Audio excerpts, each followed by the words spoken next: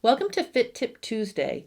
Today what I want to do is share with you my working pattern and why I've decided to trace a new copy before I continue on with my fitting process.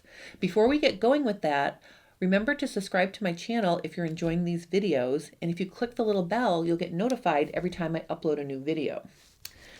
You can see in front of me I have my working pattern, and one of the most noticeable things about this pattern is I have a piece of tracing paper pinned to the top part of my back leg. This was my adjustment to straighten the grain line. So if you're working on pants and you're wondering how to straighten a grain line, check out this video. But you can see it makes it a little bit awkward now because I've got, a double layer here, and I've got thin tracing paper sticking out on my, center back edge. Another thing I like to do is if I'm going to add to my side or inseams, I use tracing paper so I can clearly see what I'm doing. I also use different colors and, to sort of keep track of what I'm doing. I designed a front pocket on my front leg. I've got all sorts of adjustments in here. And I think if I add another adjustment to this pattern, it's going to make it unusable for me. Because part of the fitting process is to be able to keep track of what you did to your pieces for reference. And as these pieces stand now, I can see everything I did. And I know if I slice and dice up this pattern anymore, it's going to just become too big of a mess. So sometimes it's good to just start with a fresh copy and then log this one in as, version 1, and then list all the adjustments you made on it, and then put it away with the corresponding fit muslins. So I have 2 fit muslins that go with this pattern based on the changes I made.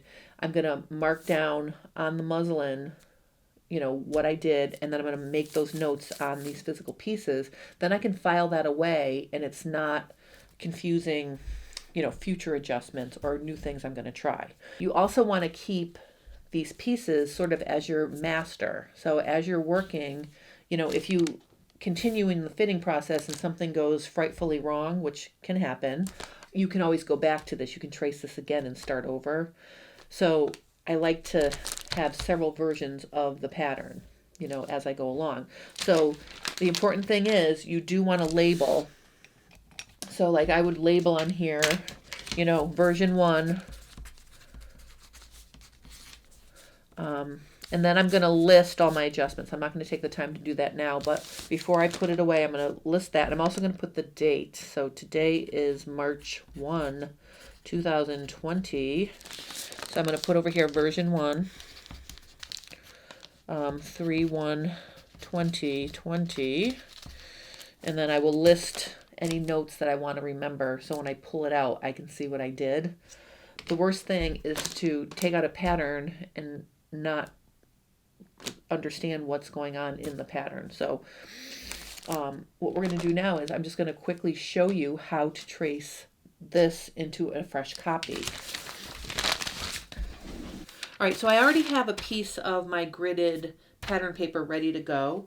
One of the most important tools I think for pants work is to have one of these really nice 48-inch rulers, because then you can draw your entire grain line all in one position of the ruler. If you're working with a smaller ruler, you can use the grid to keep yourself straight and follow along on that. But I like having this because then all I have to do is line myself up on my grid and just draw one line. So that's what I'm going to do now. And it just makes it really easy to keep myself on grain. Okay, so I would start out by drawing my vertical grain line. All right, we'll start with the front. So the first thing I'm going to do is I'm going to pin my pattern on that grain line. So at the bottom here, you can see I've got my grain line sticking out a little bit. I'm just going to pin it there. And then I'm going to pin it at the top. And by doing that, I know that I'm tracing the accurate grain line, or the grain line's accurate with my first copy. plus I know it's not gonna slide around. So now you can see my pattern is on there nicely.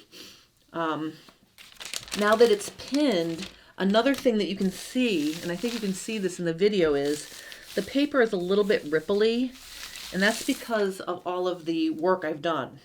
Like if you tape and you slice and spread, it gets a little ripply. So I'm gonna actually pin it down at the knee. And I'm using my big yellow quilting pins. I like to use my big yellow quilting pins for this because they're stronger and they don't bend. Not my nice silk pins. All right, so I've got it. I'm going to pin this upper corner up here. All right, that's just to hold everything down. And the other nice thing about pinning it is now I can move this paper around and it's not going to slide. So I can work with it in a direction that's convenient for me instead of wrenching myself around the pattern. So I'm going to start on my inseam, and I know from my knee to my hem it's a straight line. So I'm going to use my ruler,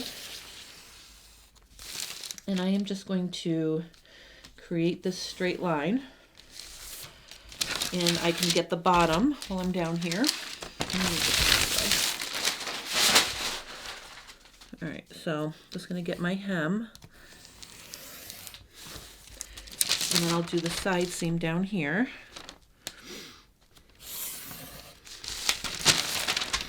All right, and then I'm just going to, once I get past the knee, I'm going to trace. I'm just going to run my pencil along the edge of my pattern like this. So I'm sort of smoothening it and flattening it as I go. But see, I can freely move this around because it's pinned to it. It's not going to shift around.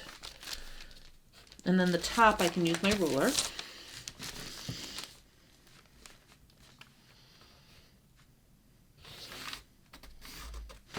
Okay, I can use the ruler to do my zipper seam allowance.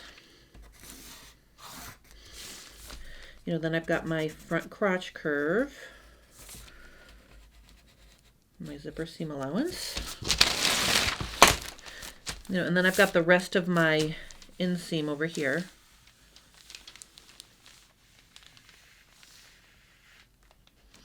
All right, so that's now traced.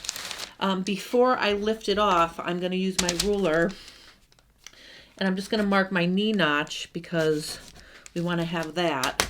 If you have any other notches that are important, make sure you mark those. Okay, and then we're going to take off the pattern.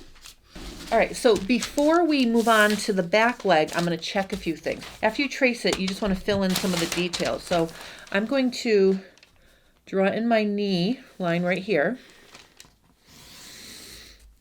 I'm going to note that my front leg is 11 inches wide. Okay, so I'm just going to go to the bottom and make sure that my hem is 11, and it's a teeny bit off here, so I am just going to true that up. I think I got a little bit crooked here. So, verify that you traced accurately. So I noticed when I was tracing the side, it looked like it was a little bit off. And so just measure. So now I know, again, this is 11 inches, just like at my knee. If you want to, go in and, smooth this at all, you can. Like if you're feeling like your drawing was a little bit shaky, you can then use a ruler and just go in and give it a nice shape. But really, I think that's what, see, I'm a little crooked here. I can just, smooth that out just to make a nicer shape. But that's my front leg. And of course, I'm going to start right out of the gate by putting, version 2. And I'll put the date. Whoops. All right, so then I'm going to flip my paper over and just quickly do the back, and I'm going to do it the exact same way.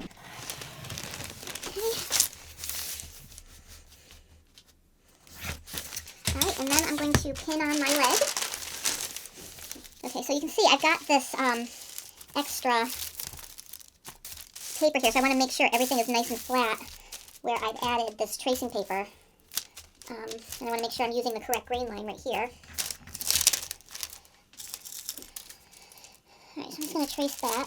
I'm going to just put a pin there. I'm going to put a pin in the corner so nothing slides. And then I'm going to pin down my actual tracing paper so it makes a nice accurate edge.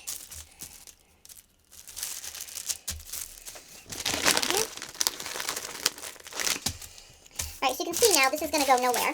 Alright, so I'm happy with that. I almost didn't leave enough room for my crotch over here. Luckily, I have just enough. So I'm just going to put one pin right there. Alright, so now I'm going to do the same thing. I'm just going to trace this. I'm going to start over here for this one. I'm just going to trace to here because I know I can use the ruler from here down. And I know that this is also a straight edge, so I can use my ruler here.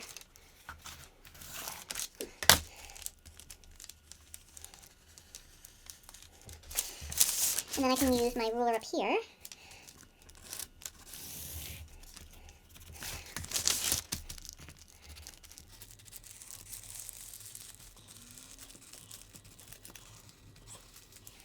Okay. Alright, so now I'm back to the bottom of the leg. So I'm going to turn this around. And I can just use my ruler to make sure I get a nice straight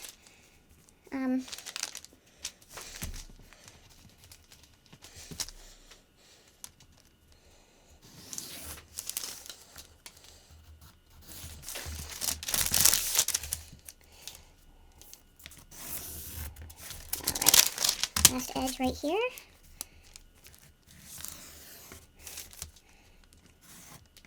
Alright, and again, I want to put my knee. Okay. Alright, so let's just take a quick look at this.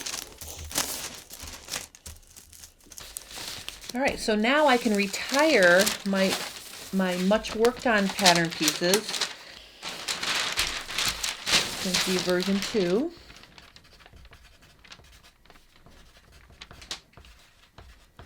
Okay.